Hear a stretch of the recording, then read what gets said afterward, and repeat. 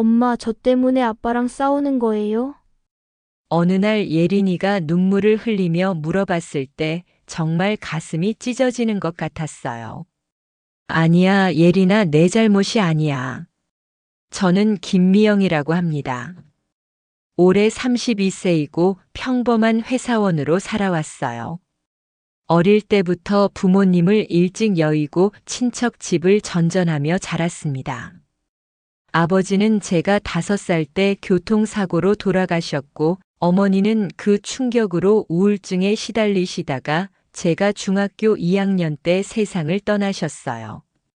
그 후로는 외할머니 댁, 고모 댁을 오가며 살았는데 정말 눈치를 많이 봐야 했어요. 남의 집 아이라는 말을 얼마나 많이 들었는지 몰라요. 고등학교를 겨우 졸업하고 바로 취업해서 야간 대학을 다니며 힘겹게 살아왔죠. 대학 4년 동안 아르바이트만 3개씩 했어요. 편의점, 패스트푸드점, 과외까지 하면서 정말 하루도 쉬지 않고 살았습니다. 그래서인지 가족이라는 단어에 특별한 의미를 두고 살았어요. 언젠가는 정말 따뜻하고 사랑 넘치는 가정을 꾸리는 게 제 소원이었거든요. 다른 사람들에게는 당연한 것들이 저에게는 꿈 같은 일이었어요. 대학을 졸업하고 중소기업 회계팀에 취직했어요. 월급은 많지 않았지만 안정적인 직장이라 만족했죠. 그렇게 직장 생활을 하면서 25살에 지금의 남편 박수현과 선을 봤습니다. 첫 인상부터 너무 좋았어요. 키 180cm의 잘생긴 외모, 대기업 과장이라는 직책까지 완벽했거든요. 무엇보다 말도 잘하고 배려심도 깊었어요. 첫 만남에서 제 어려운 과거를 조심스럽게 물어보더니 과거는 중요하지 않다. 앞으로 함께 행복한 가정을 만들어 가자고 말해 주었을 때 정말 감동했습니다. 그때 이 사람이라면 정말 행복할 수 있겠다는 확신이 들었어요. 6개월간의 연애 기간 동안 남편은 정말 완벽한 남자친구였어요. 데이트할 때마다 제가 좋아하는 음식을 기억해 주고 힘든 일이 있으면 항상 제 편에서 위로해 주었거든요. 결혼 준비도 정말 세심하게 도와주었고 저희 가족이 없다는 것도 전혀 문제 삼지 않았어요. 26살에 결혼했고 첫째 아들 민준이를 낳은 후 2년 뒤에 둘째 딸 서연이를 낳으며 정말 행복한 나날을 보냈어요. 남편은 대기업 과장에서 차장으로 승진했고 저는 육아에 전념하며 알콩달콩 살았습니다. 정말 제가 꿈꿔왔던 완벽한 가정이었어요. 민준이는 아빠를 쏙 빼닮아서 정말 똑똑하고 의젓했고 서연이는 제 성격을 닮아서 활발하고 애교가 많았어요. 남편도 아이들을 정말 사랑했고 주말마다 가족 나들이를 갔어요. 한강공원에서 치킨을 먹거나 놀이공원에 가거나 때로는 펜션에 가서 바비큐를 해먹기도 했죠. 그런데 서연이가 3살이 되던 어느 날 남편이 갑작스럽게 이상한 제안을 했어요. 그날도 평범한 저녁이었어요. 아이들을 재우고 남편과 함께 거실에서 TV를 보고 있었는데 남편이 갑자기 진지한 표정을 지으며 말했어요. 여보, 우리 아이 하나 더 입양하면 어떨까? 처음엔 농담인 줄 알았어요. 그런데 남편의 표정이 정말 진지했습니다. 갑자기 무슨 소리야? 회사에서 봉사활동을 하는데 보육원에 정말 예쁜 아이가 하나 있어. 6살인데 부모가 모두 사고로 돌아가셔서 입양을 기다리고 있더라고. 그 아이를 보는데 너무 안쓰러웠어. 우리가 키우면 어떨까? 남편의 눈에는 진심이 담겨 있었어요. 평소 아이들을 정말 사랑하는 남편이었고 회사에서도 봉사활동을 꾸준히 하는 착한 사람이라고 생각했거든요. 하지만 갑작스럽게 아이를 입양한다는 게 경제적으로도 부담이 될 텐데 걱정 없어. 내 연봉도 올랐고 너도 아이들이 좀 크면 다시 일할 수 있잖아. 무엇보다 우리가 행복하게 살고 있으니 그 행복을 나누는 거야. 그 아이도 우리 가족이 되어서 행복했으면 좋겠어. 남편의 말에 마음이 서서히 움직였어요. 어릴 때 부모를 잃고 혼자 살아온 제가 그 아이의 마음을 누구보다 잘 알 것 같았거든요. 6살이면 이미 많은 것들을 기억하고 이해할 나이인데 부모를 잃은 그 아이가 얼마나 무섭고 외로울까 싶었어요. 그 아이에 대해서 좀 더 자세히 알려줄래? 이름은 박예린이고 정말 똑똑하고 예쁜 아이야. 부모님이 둘 다 교통사고로 돌아가시면서 친척도 없어서 보육원에 맡겨졌다고 하더라. 보육원 선생님 말로는 처음에는 말을 안 하고 울기만 했는데 이제는 조금씩 적응하고 있다고 해. 남편이 핸드폰으로 보여준 아이 사진을 봤는데 정말 예쁘고 똑똑해 보이는 아이였어요. 큰 눈에 고운 피부 그리고 어딘지 모르게 슬픈 표정이 마음을 울렸어요. 한번 만나보자 그 아이와. 정말? 그럼 이번 주말에 보육원에 가볼까? 그 주말 저희 가족은 보육원을 찾아갔어요. 민준이와 서연이도 함께 데리고 갔는데 아이들은 새로운 동생이 생기는 거예요? 라고 신기해했어요. 보육원에 도착해서 예린이를 처음 봤을 때의 충격을 지금도 잊을 수 없어요. 사진보다 훨씬 예쁘고 똑똑해 보이는 아이였거든요. 키는 또래보다 조금 작았지만 정말 인형 같았어요. 안녕. 예린아, 우리는 아저씨 가족들이야. 저와 아이들이 다가가자 예린이는 처음엔 경계하는 눈빛이었어요. 하지만 금세 우리에게 마음을 열었어요. 신기한 건 예린이가 우리 가족과 정말 잘 어울렸다는 거예요. 특히 남편과 눈이 정말 비슷했어요. 엄마, 이 언니 정말 예쁘다. 서연이가 예린이 손을 잡고 같이 놀자고 하는 모습을 보니까 정말 마음이 따뜻해졌어요. 민준이도 형답게 예린이를 챙겨주고 있었고요. 예린이는 처음엔 말이 별로 없었지만 시간이 지나면서 조금씩 마음을 열기 시작했어요. 이모, 저도 이 가족이 될 수 있어요? 예린이가 제게 조심스럽게 물어봤을 때 정말 눈물이 날 것 같았어요. 그 작은 아이가 얼마나 간절했을까 싶어서요. 그럼 우리 딸이 되자. 그날 저희는 예린이를 입양하기로 결정했어요.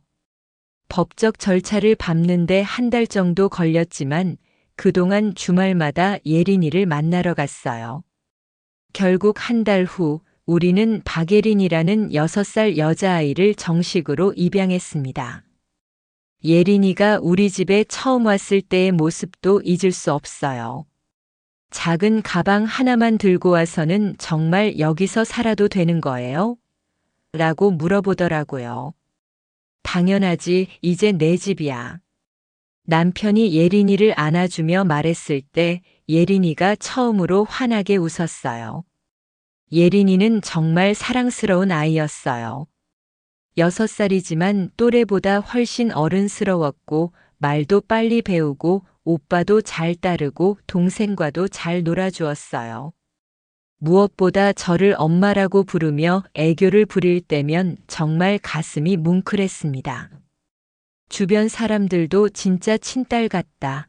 유전자가 정말 신기하다. 특히 아빠랑 너무 닮았다는 말을 자주 했어요.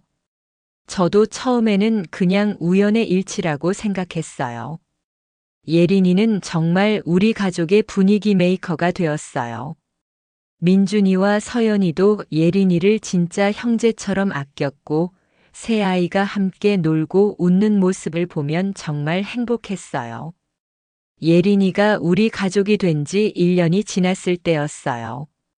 그때 예린이는 7살이 되었고 초등학교 입학을 앞두고 있었어요. 친정 어머니처럼 돌봐주시던 옆집 할머니가 집에 놀러 오셨는데 예린이를 보시더니 이상한 말씀을 하셨어요. 미영아, 이 아이 진짜 수연이랑 많이 닮았네. 특히 눈이랑 코 모양이 똑같아. 정말 신기하다. 입양한 아이라서 유전적으로는 관련이 없어요, 할머니. 그래도 너무 닮았어. 혹시 아니야. 그럴 리 없겠지. 할머니는 말을 끝내지 않으셨지만 그 말이 제 마음에 작은 가시처럼 박혔어요. 그날 밤 남편이 예린이를 재우는 모습을 유심히 봤어요. 정말 많이 닮았었거든요. 눈 모양, 코 모양, 심지어 잘 때 표정까지 비슷했어요. 그냥 우연의 일치라고 생각하려 했지만 의심은 점점 커져갔어요. 며칠 후 예린이와 함께 놀이터에 갔을 때도 다른 엄마들이 비슷한 말을 했어요. 예린이 아빠 진짜 많이 닮았네요. 친딸이라고 해도 믿겠어요. 입양한 아이예요. 어머, 그래요? 그런데 정말 신기하게 닮았네요. 운명인가 봐요. 그 말을 들을 때마다 가슴 한편이 불안했어요. 정말 단순한 우연일까? 하는 생각이 들기 시작했거든요. 그러던 중 남편의 대학 동창인 김태준이라는 사람이 집에 찾아온 거예요. 남편과는 대학 때부터 친했다고 했는데 저는 처음 보는 사람이었어요. 수연아, 정말 오랜만이다. 결혼하고 처음 오는 거네.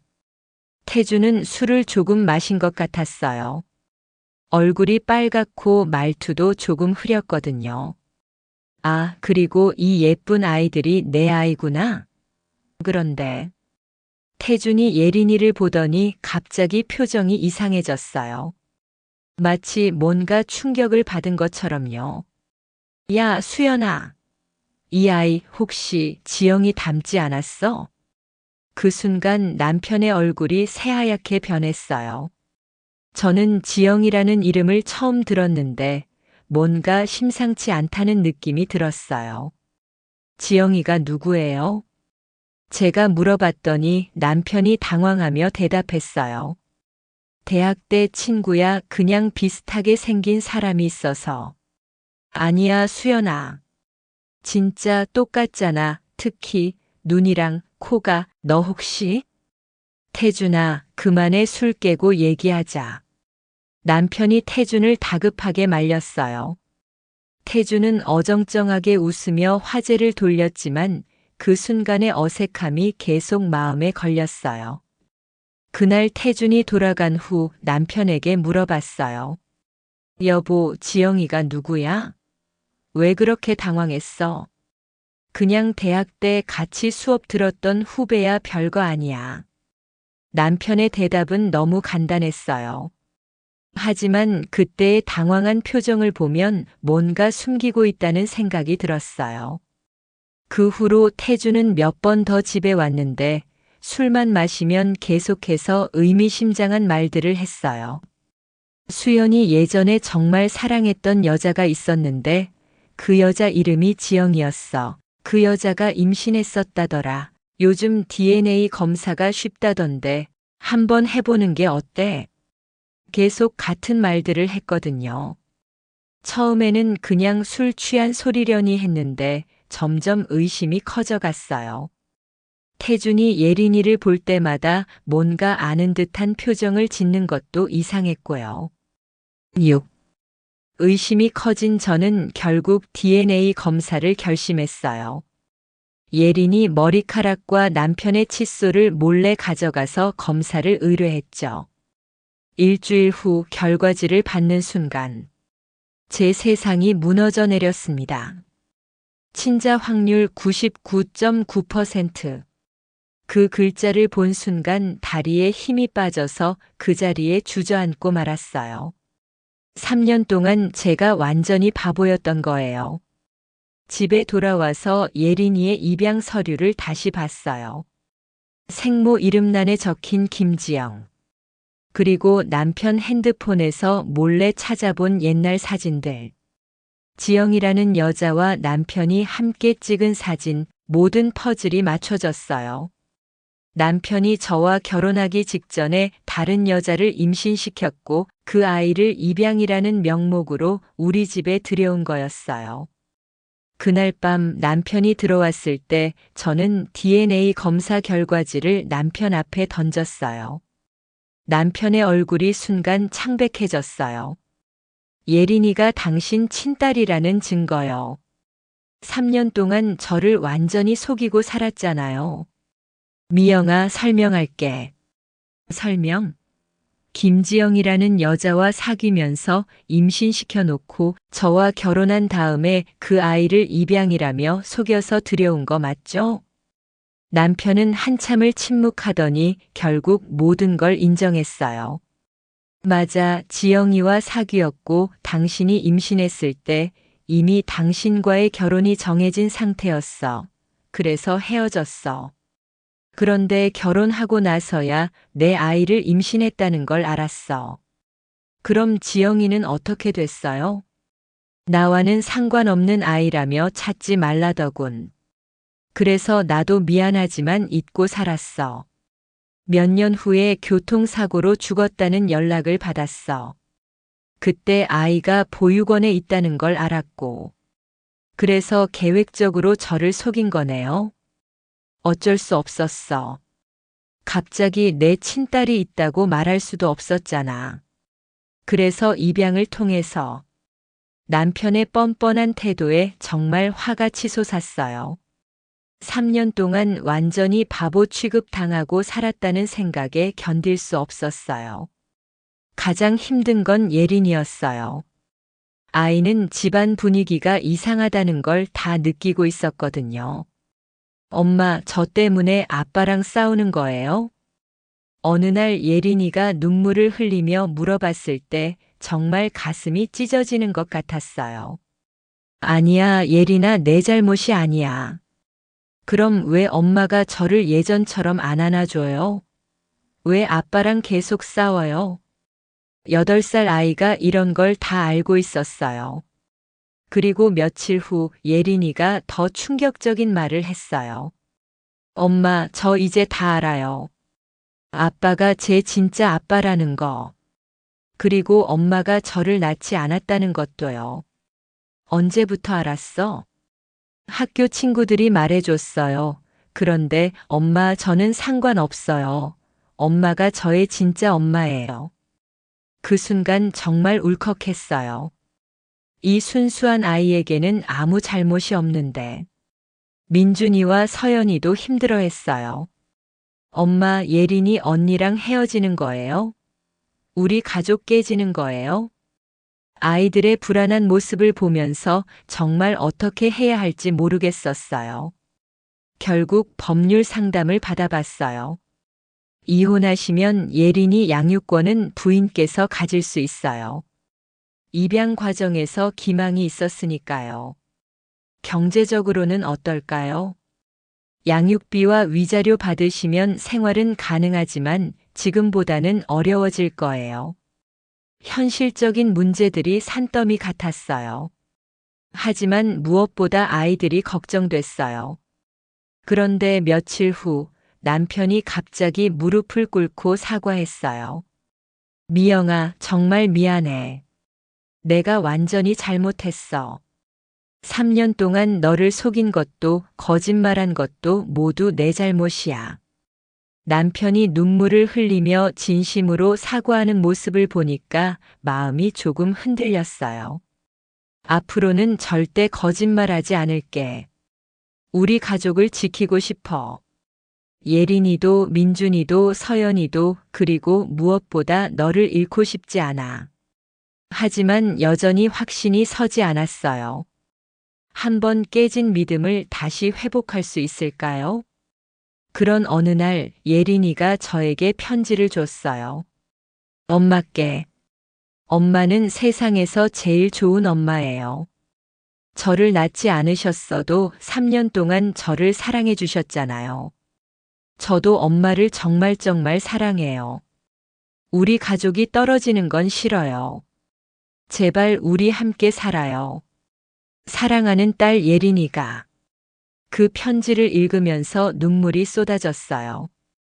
이 아이에게는 정말 저희가 전부였어요. 그리고 민준이와 서연이도 매일 엄마, 우리 가족 계속 함께 살 거죠? 라고 물어봤어요. 정말 어려운 선택이었어요. 남편에 대한 배신감은 컸지만 아이들의 행복도 생각해야 했거든요.